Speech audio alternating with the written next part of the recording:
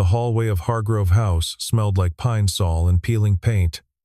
Marcus Ashford knelt beside a leaking faucet in his maintenance uniform, hands steady around a wrench. Director Raymond Sable led a woman in a tailored blazer past without stopping. "Just our handyman," Raymond said. The woman glanced at Marcus, then looked away. As he leaned forward, a silver chain slipped from his collar, half a butterfly pendant catching the fluorescent light. At the end of the hallway, 3 children stood watching. The oldest stepped forward, voice trembling. "Our mother had a necklace just like yours. She opened her palm, the other half. Identical." Marcus froze. His knuckles went white.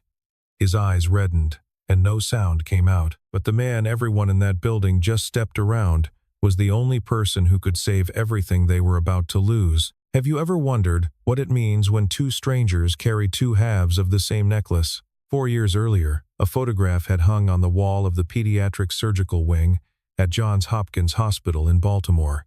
It showed a man in blue scrubs, arms folded, standing beside an operating table. The plaque beneath it read Dr. Marcus Ashford, Pediatric Surgical Fellow of the Year. That photograph had since been taken down, packed into a box that now sat in the back of a closet in a rented cottage near the coast of Beaufort, South Carolina.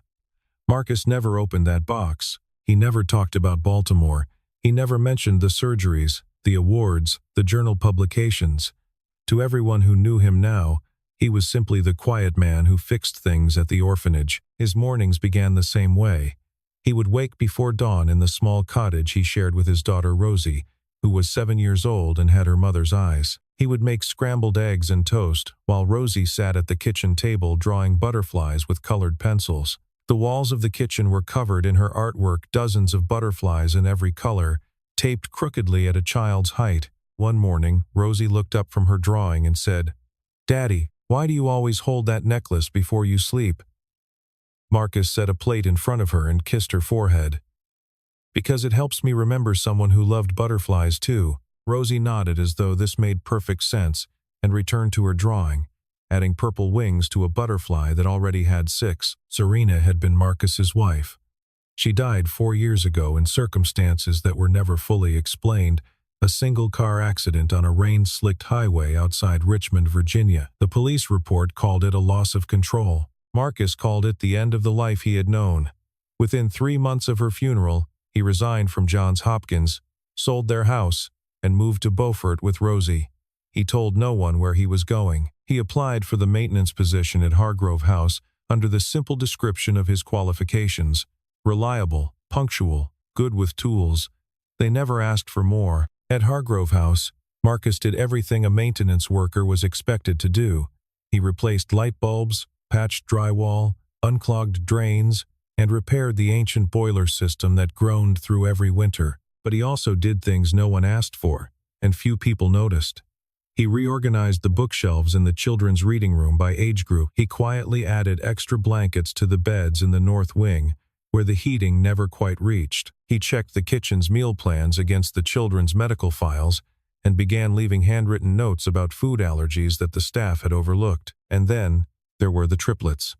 Nora, Jonah, and Wren had arrived at Hargrove House 3 years ago, after their mother died of a prolonged illness.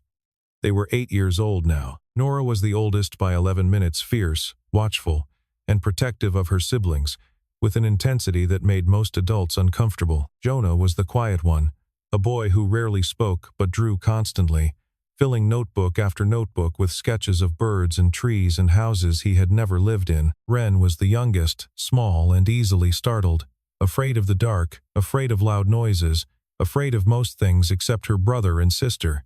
The 3 of them moved as a unit. They ate together, slept in the same room, and resisted every attempt by staff to separate them into different activity groups.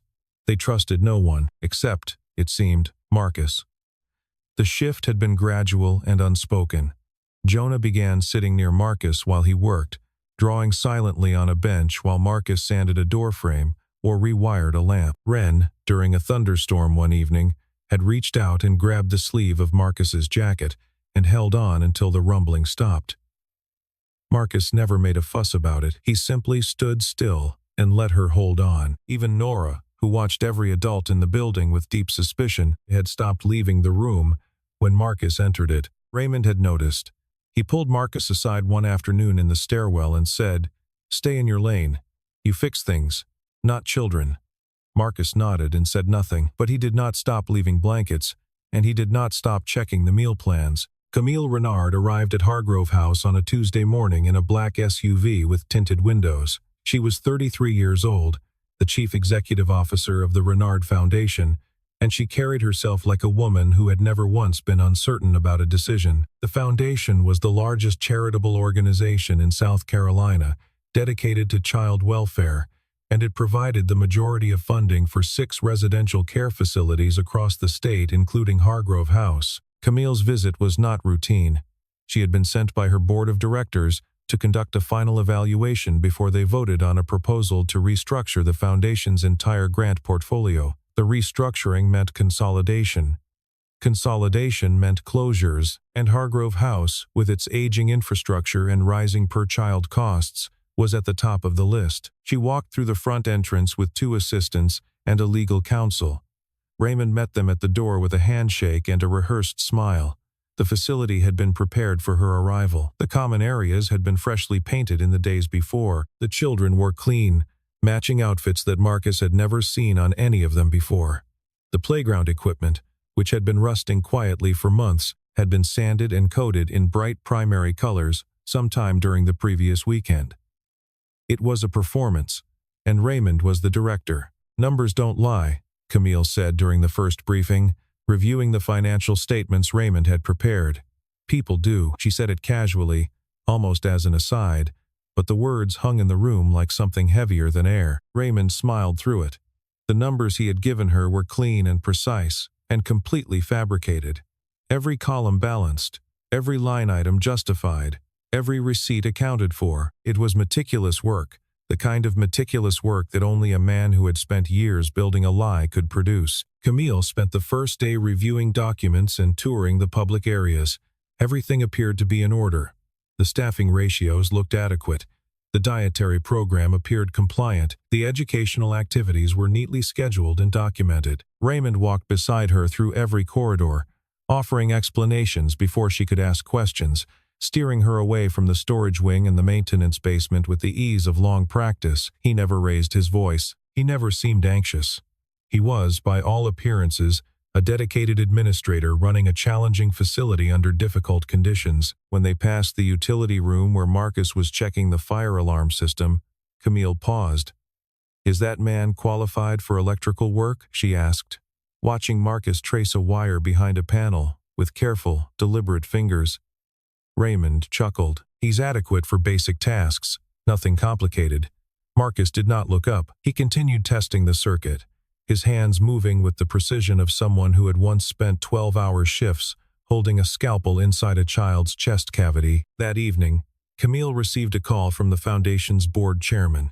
The vote was being accelerated. She had 2 weeks, not 4, not 6, but 2 to deliver her final recommendation: continue funding Hargrove House or redirect the resources to a centralized facility in Columbia. She sat in the guest office Raymond had prepared for her, studying the spreadsheets on her laptop, and she leaned toward closure.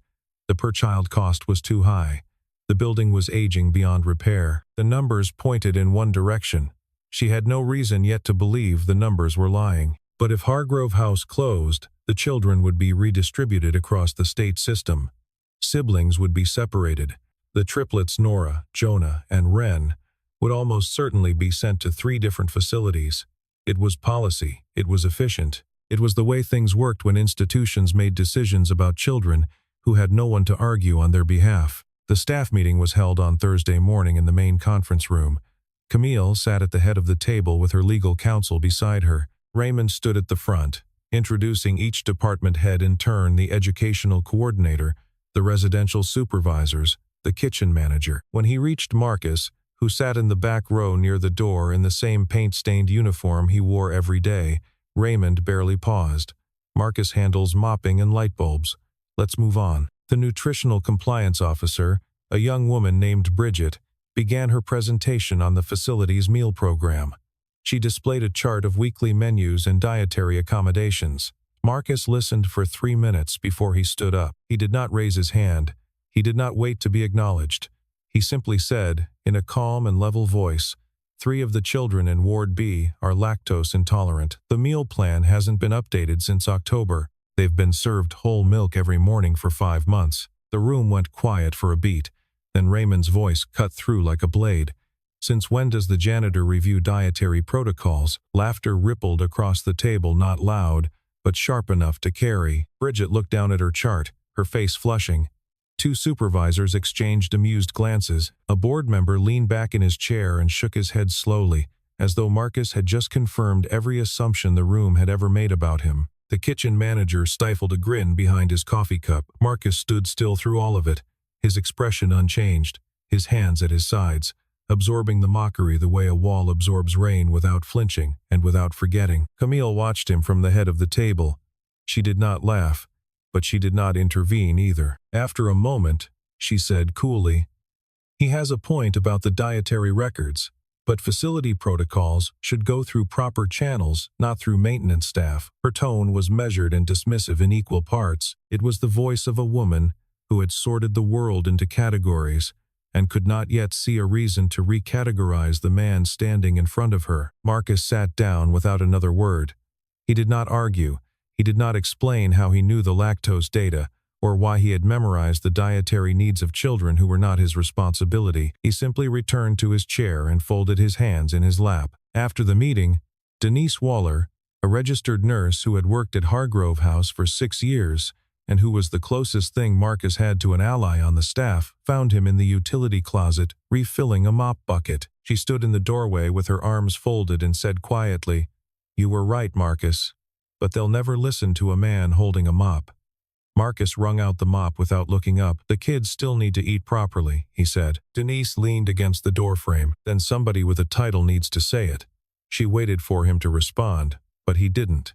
He never did. 3 days later, Camille decided to conduct an unannounced inspection of the residential wings. She told no one except her legal counsel, and she began at 7 in the morning, walking through the hallways with a clipboard and a flashlight, checking rooms that Raymond had not included on his official tour. Most of the children's rooms were adequate, clean but impersonal, with standard-issue furniture and bare walls that held no evidence of anyone having been particularly cared for. Then she entered the room shared by Nora, Jonah, and Ren. The room was different. The beds had been repositioned so that Ren's was closest to the nightlight plugged into the wall, a small butterfly-shaped nightlight that was not part of any institutional supply order. Jonah's corner had a low shelf with drawing supplies arranged neatly in mason jars. Nora's side had a small bookshelf stocked with chapter books sorted by reading level. The arrangement was thoughtful, deliberate, and clearly done by someone who understood each child individually. Camille asked the morning supervisor who had set up the room. The supervisor shrugged. "It was like that when I started here." Camille moved to the kitchen next.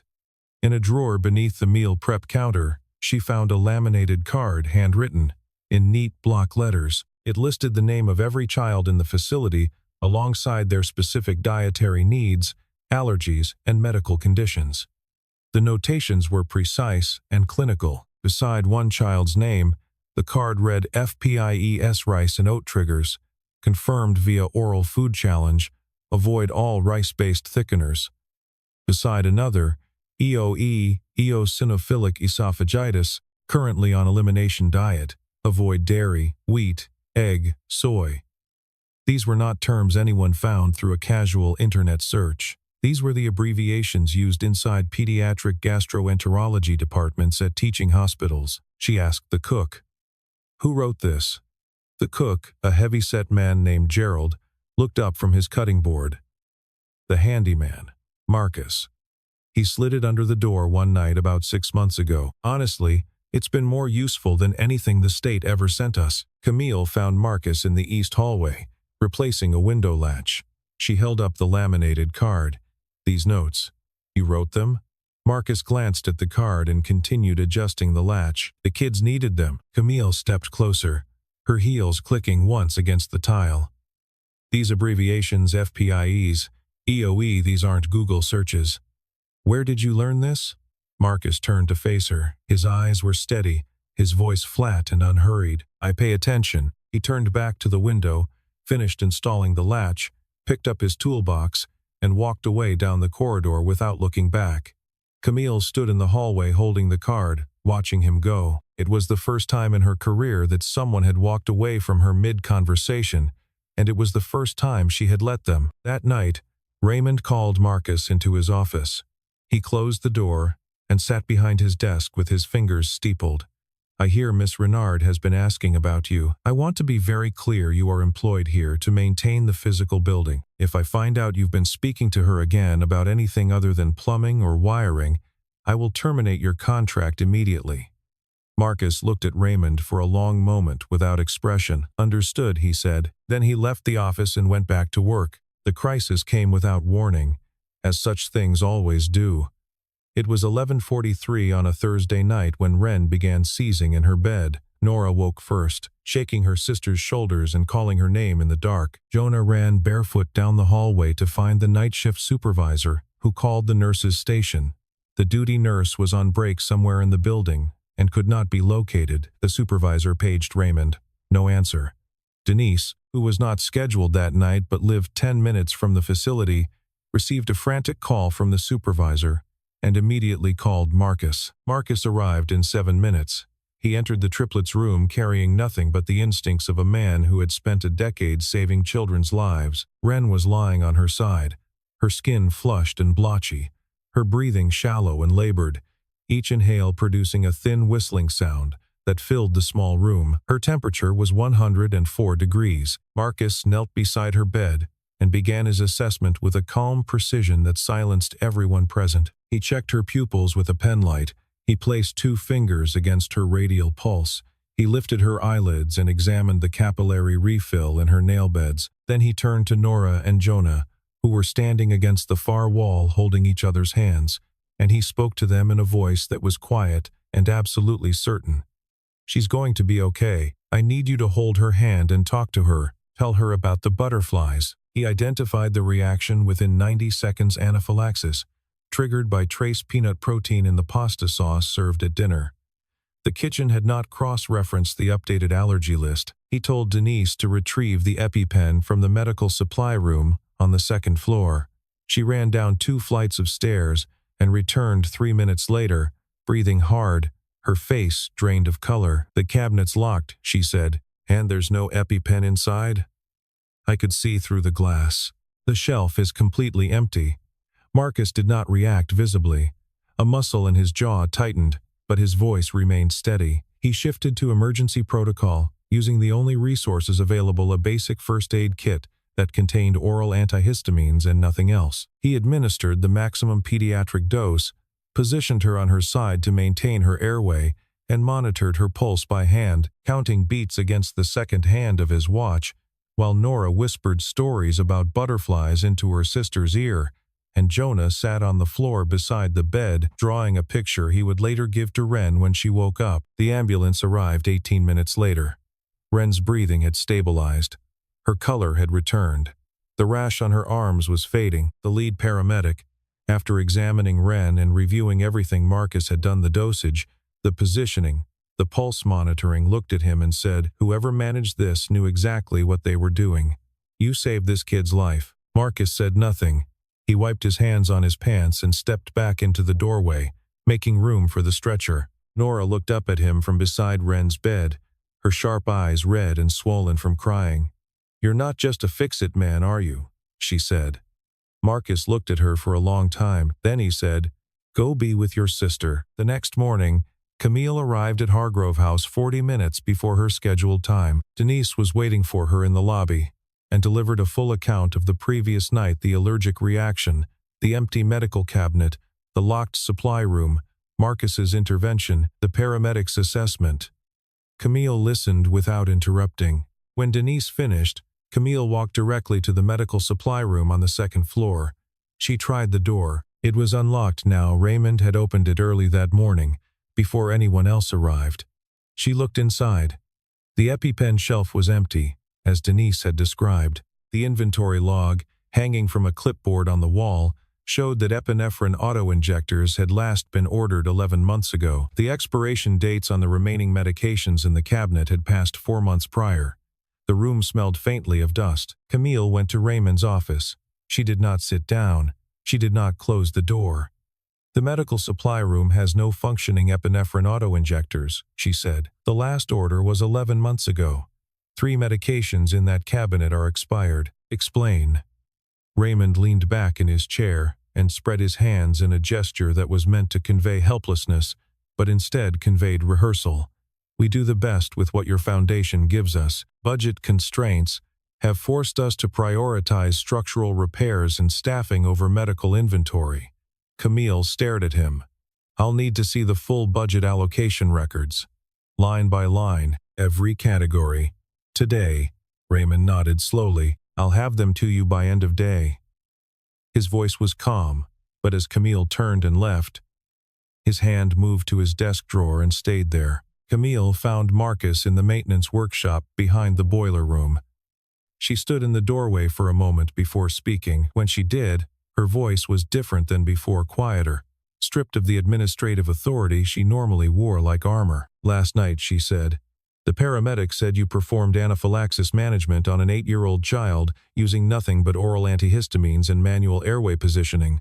That's not basic first aid. That's not a certification course. That's emergency pediatric medicine.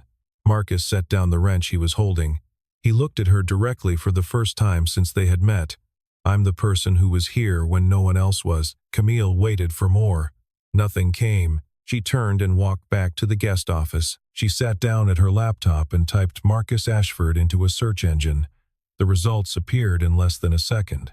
Johns Hopkins Medicine faculty page, archived but still indexed. Dr. Marcus Ashford, attending physician, Division of Pediatric Surgery, published researcher with 14 peer-reviewed articles, fellowship award recipient. A photograph from a medical journal showed a younger Marcus in surgical scrubs, standing in a brightly lit operating room. Camille leaned back in her chair and pressed her hand flat against her mouth. She did not confront him, not yet. She needed to understand why a man with those credentials was fixing faucets in an underfunded orphanage in Beaufort, South Carolina. What she did not know was that Raymond was watching. He had monitored her search history through the facility's shared network, a network he administered and controlled. That evening, after every staff member had left and every child was in bed, Raymond sat alone in his office making phone calls. He contacted his personal attorney. He accessed the facility's financial server and began systematically deleting files, transaction records, vendor invoices, reimbursement logs, bank statements. He worked methodically, clicking and dragging and erasing 4 years of evidence, his face lit by the cold blue glow of the monitor screen. On Saturday, Marcus brought Rosie to Hargrove House during the weekly open activity hour. It was the one time each week when outside visitors were permitted in the common areas, and Rosie had been asking to come for weeks. She carried a canvas tote bag filled with colored pencils and drawing paper. She found Jonah within 5 minutes, and the two of them sat side by side on the floor of the activity room, drawing in companionable silence. Rosie drew butterflies with enormous iridescent wings. Jonah drew the same butterflies but smaller and more precise, tucked into the corners of houses and perched on windowsills as though giving them homes. Wren sat nearby on a beanbag chair, still pale from the allergic reaction but smiling for the first time in days, watching the two artists work. Nora sat beside Marcus on a wooden bench against the wall. She was quiet for a long time, her legs swinging slightly above the floor, watching her siblings and Rosie. Then she began to talk. Our mom used to sing to us every night, Nora said, not looking at Marcus. Her voice was matter-of-fact, the way children speak about grief when they have carried it long enough for it to become furniture in their lives. She had a sister named Serena. Mom talked about her all the time. She said Aunt Serena lived in a big city and married a doctor, a good man. She said they were the kind of people who made the world less scary. Marcus's hands went still in his lap. He did not move. He did not breathe. He stared straight ahead at the wall across the room where Jonah's drawings were pinned in a careful row. Nora continued. When Mom got sick, really sick, not just the regular sick she gave us something, she said it was the most important thing she owned. Nora reached beneath the collar of her shirt and pulled out a thin silver chain. Hanging from it was half of a butterfly pendant, tarnished and delicate and unmistakable. She said if we ever found the person with the other half, That person would keep us safe. Marcus reached beneath his own collar with fingers that were visibly trembling. He drew out the chain he had worn every day for 4 years through grief, through silence, through the long exile from everything he had been. He held it beside Nora's pendant. The two halves aligned perfectly, every curve, every ridge, every millimeter of the butterfly's wings, clicking into place as though they had never been separated. The room seemed to lose its sound. Rosie looked up from her drawing, her pencil suspended in mid-air. Jonah stopped mid-stroke. Wren reached over from her beanbag and placed her small hand on Marcus's knee. Serena, Marcus's wife, had been Grace's older sister. Grace was the triplets' mother. The two sisters had grown up together in a small town outside Charlottesville, Virginia, inseparable through childhood, separated by distance in adulthood but never by love. Serena had given Grace one half of the butterfly necklace on the day Grace's children were born. "So they'll always know where to find family," Serena had said. When Grace's illness worsened, and it became clear she would not recover, she wrote a letter to the child welfare agency handling her case. The letter contained a single directive: find Marcus Ashford. He is my children's uncle through my late sister, Serena Ashford. He is their only living family. I am designating him as their legal guardian. That letter had been received by Hargrove House and filed in the intake records by the facility's director, Raymond Sable. It had never been forwarded. It had never been acted upon. It had been buried in a locked filing cabinet in Raymond's private office, because 3 orphaned children meant higher enrollment numbers, and higher enrollment meant more funding from the Renard Foundation, and more funding meant more money flowing through accounts that only Raymond controlled. Marcus held all 3 children against his chest. He did not speak.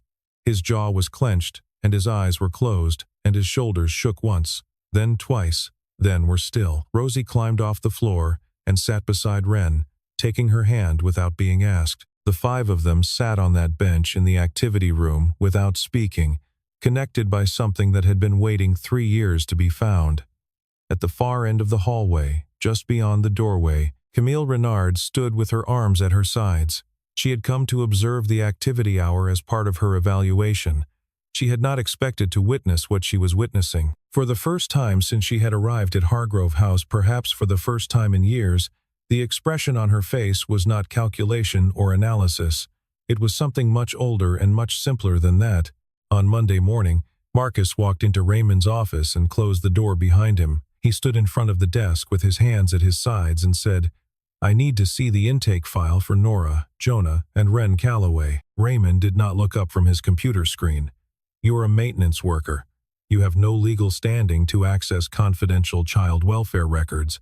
Marcus did not move. His voice remained level, as though he were discussing a plumbing schedule. "Then I'll file a formal inquiry through the State Child Welfare Office. They'll review the entire intake process, every file, every record, every transaction associated with this facility for the past 5 years. Raymond's fingers stopped moving on the keyboard. He looked up slowly, his composure thinning at the edges like paint peeling from old wood. "That would be a very unwise decision," he said, "for everyone involved." Marcus held his gaze without blinking. "I'm not asking for your permission." He turned and left the office, and Raymond sat alone in the silence that followed, the blue light of the screen illuminating a face that was beginning to understand it had miscalculated. 2 hours later, Raymond called an emergency meeting. He requested the presence of Camille, her legal counsel, the facility's supervisory board, and the senior staff. When everyone was seated in the conference room, Raymond stood at the front and delivered a presentation that was forceful, detailed, and entirely preemptive. He displayed security camera footage showing Marcus entering the children's residential wing after authorized hours the night he had saved Wren's life. He presented the handwritten allergy card as evidence of unauthorized medical record keeping. He cited 3 separate instances of Marcus interacting with children outside of approved supervision protocols, framing each one as a boundary violation rather than an act of care. His voice carried the practiced gravity of a man who had spent years controlling every narrative within these walls. His conclusion was delivered in a tone of professional regret. "This man is a risk to our children. I recommend immediate termination and a formal restriction on any future contact with the minors in our care." The room was silent. Camille sat at the far end of the table, her hands folded, her expression unreadable. She looked at Marcus. He sat in the same back row chair he had occupied during every meeting, his posture unchanged, his face still as stone. He did not defend himself. He did not present counter-evidence. He did not raise his voice or point fingers or appeal to emotion. He said only one sentence, spoken to no one in particular and everyone at once. "Everything I did was because no one else would." The board members exchanged uncertain glances. The legal counsel made careful notes on a yellow pad. Camille studied Marcus for a long moment, then looked at Raymond, then at the documents spread in front of her. The weight of the decision was institutional and procedural and absolute. She announced that Marcus would be suspended from all duties pending a formal review. It was the only decision the framework allowed her to make with the information she had. Marcus stood, nodded once as though he had expected nothing different, and walked out of the room. His footsteps echoed down the empty hallway. On the second floor, Nora pressed her face against the cold glass of a window and watched him cross the parking lot alone. Her right hand was clenched around the butterfly pendant so tightly that the chain left a thin red line across the back of her neck. That evening, Denise Waller sat in her car in the parking lot of Hargrove House for 45 minutes after her shift ended. She was holding a flash drive. 2 weeks earlier, when she first noticed discrepancies between the supply room inventory and Raymond's purchase orders, she had begun quietly copying files from the facility's old backup server, a dusty machine in the basement records room that Raymond had apparently forgotten existed. The backup server contained the original financial records before Raymond's alterations, the real vendor invoices, the actual expenditure reports, and the complete unedited intake files for every child admitted in the past 5 years, and it contained a scanned copy of a letter, dated 3 years prior, written in a woman's careful handwriting, addressed to the South Carolina Department of Social Services. The letter read, in part, "Please contact Marcus Ashford of Baltimore, Maryland. He is my children's uncle through my late sister Serena Ashford. He is their only living family. I am designating him as their legal guardian." Denise drove to Marcus's cottage that night and handed him the flash drive. She said only 3 words, "It's all there." Marcus spent the rest of the night at his kitchen table, reading every file on the drive while Rosie slept in the next room. He did not sleep. The next morning, Marcus drove to Camille's hotel in downtown Beaufort. He walked into the lobby and asked the front desk to ring her room. When she came down, he was standing by the window holding a manila folder. He placed it on the table between them without preamble. Inside was everything: the original financial records showing $2.3 million diverted into Raymond's personal accounts over 4 years, the fabricated intake documents for 14 children whose files had been altered to inflate enrollment, the forged vendor contracts, the photographs of the empty medical cabinet, and Grace Calloway's letter designating Marcus as legal guardian of her 3 children. Camille read Grace's letter first. She read it once, quickly, then again, slowly, her finger tracing the handwriting. When she looked up, her eyes were bright. "You knew they were your family," she said, "and you still didn't use that to fight for yourself." Marcus shook his head once. "I wasn't fighting for myself. I was fighting for them." Camille made 3 phone calls within the hour. The first was to the Renard Foundation's chief legal officer in Charleston.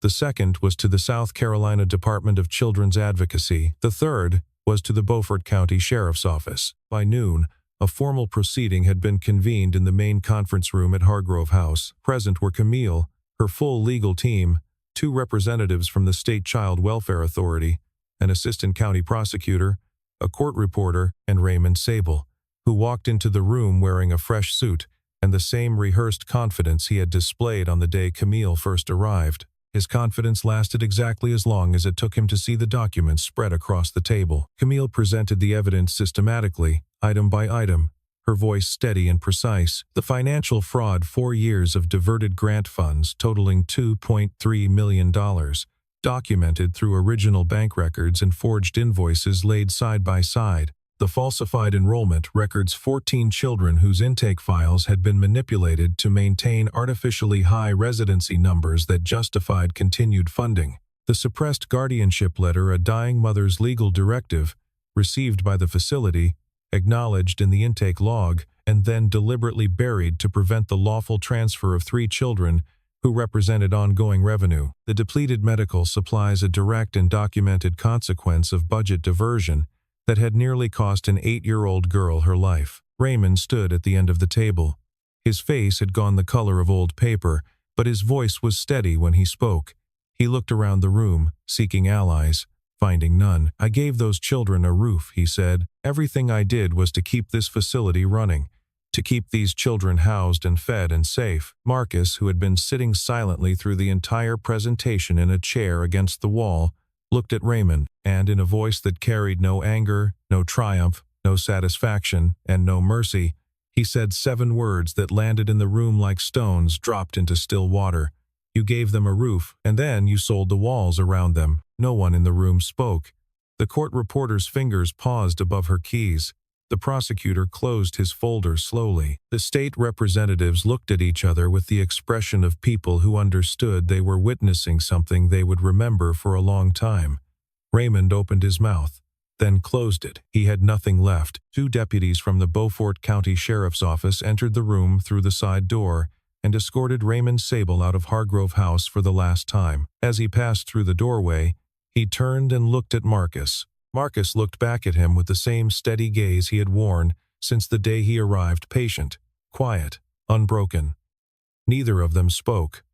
There was nothing left to say. 3 months later, on a cool Saturday morning in early spring, Marcus Ashford stood in the Beaufort County Family Court and was granted full legal guardianship of Nora, Jonah, and Ren Calloway. The judge read the order aloud in a courtroom that contained exactly 5 people who mattered: Marcus, Rosie, and the 3 children who had spent 3 years waiting for the other half of a promise their mother had made. The cottage near the coast had been expanded. Marcus had done most of the work himself, framing new walls, installing windows, running wiring through the weekends, while Rosie supervised from a lawn chair with a glass of lemonade and a sketchbook. Her butterfly drawings now shared the hallway with Jonah's sketches of birds and houses.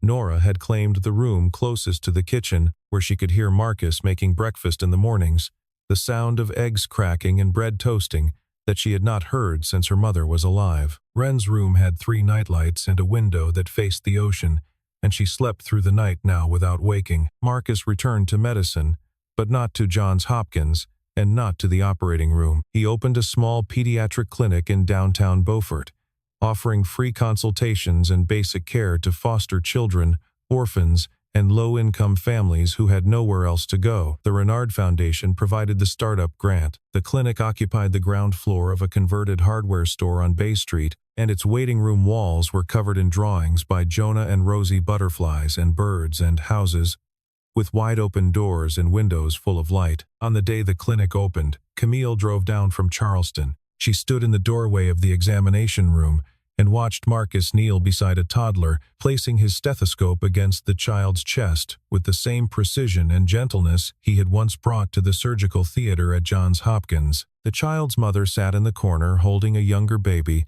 watching this quiet man she had never heard of treat her son as though he were the most important person in the world. Camille leaned against the doorframe and waited until Marcus finished. "I almost closed the one place that had the only person who actually cared," she said quietly. Marcus looked up at her. "You didn't close it. That's what matters." They held each other's gaze for a moment. Not romance, not yet, perhaps not ever, but something that felt like the beginning of a trust that had been earned through evidence and silence and the slow, difficult work of seeing another person clearly. That evening, 4 children sat around the kitchen table in the cottage near the coast. Rosie was teaching Ren how to draw a monarch butterfly, guiding her small hand over the curve of the upper wing while explaining that monarchs could fly 3,000 miles without stopping. Nora sat beside Jonah, reading aloud from a chapter book while he sketched in the margins, adding tiny butterflies to every page. The kitchen smelled like garlic bread and tomato sauce, and something that none of them had a word for but all of them recognized. Marcus stood at the counter, stirring a pot, his back to the table. His hand drifted to his chest, where the butterfly pendant hung whole now, the 2 halves joined on a single chain, the silver polished for the first time in years. He looked at the photograph of Serena on the shelf above the stove, her smile, her steady eyes, the face he had loved and lost and carried with him across every silent mile of his long walk through grief. Then he turned and looked at the 4 children at his table. and he understood something that he had not allowed himself to understand for a very long time. Neither half had ever been broken. They had simply been waiting across years, across silence, across loss to find their way back to each other.